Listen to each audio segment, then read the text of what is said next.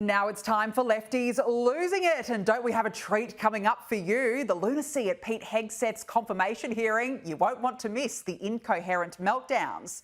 But first to this lefty who is reinventing the gender wheel, claiming the sex of a baby on an ultrasound can't possibly be right.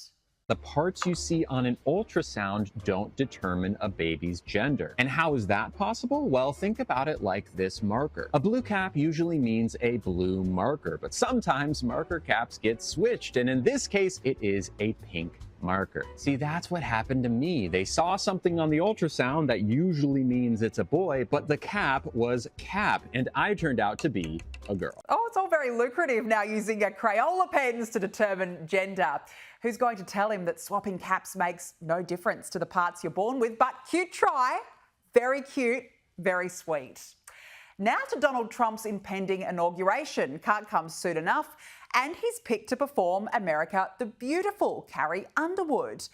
And the news has truly shattered and destroyed the has-been hyenas over at The View. In fact, it's yet another hard knock for them. I wouldn't do it, even though I can't sing. You would not sing? No, I would not. I would not normalize him. And she says, I love our country. How do you love your country and support and normalize somebody who was a convicted felon who really wants to destroy the country, in my opinion?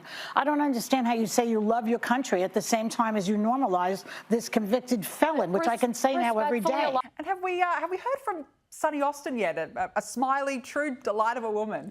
I agree with you, Joy. I can't sing a lick, but I certainly, and I have not been asked, but if I were asked, it would be a hard no. Well, thank goodness we clarified that one. We were losing sleep. We wanted to know the answer to that, and no doubt Sunny's announcement would come as to a shock to Donald Trump himself. And it's not just The View. This is the worst day of the feminist cult's lives. Carrie Underwood is gonna perform at Trump's inauguration.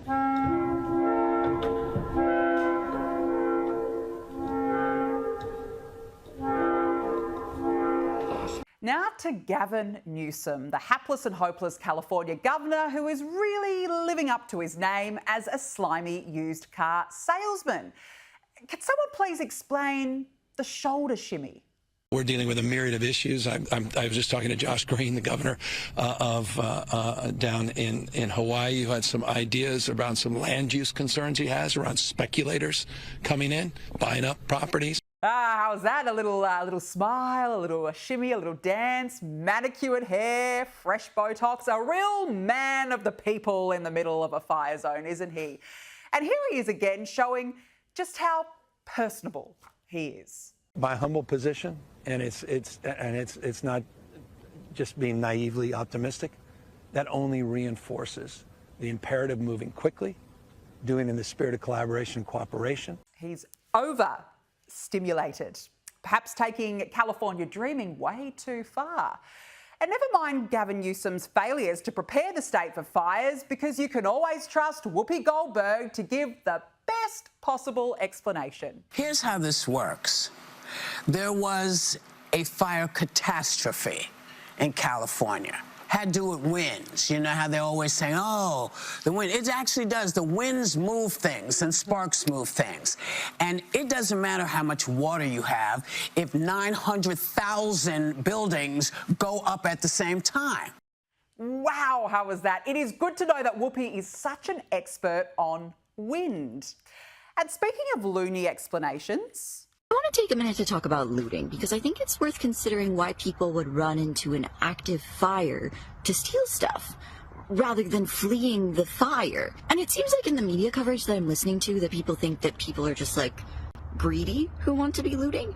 And I'm just wondering if maybe these people have actually considered whether it is safer for them to run into a fire or to continue to exist within capitalism without access to resources. And after weighing the pros and cons, they concluded that the safer option is to run into the fire to steal stuff. Yes, that absolutely makes total sense. Total sense, doesn't it?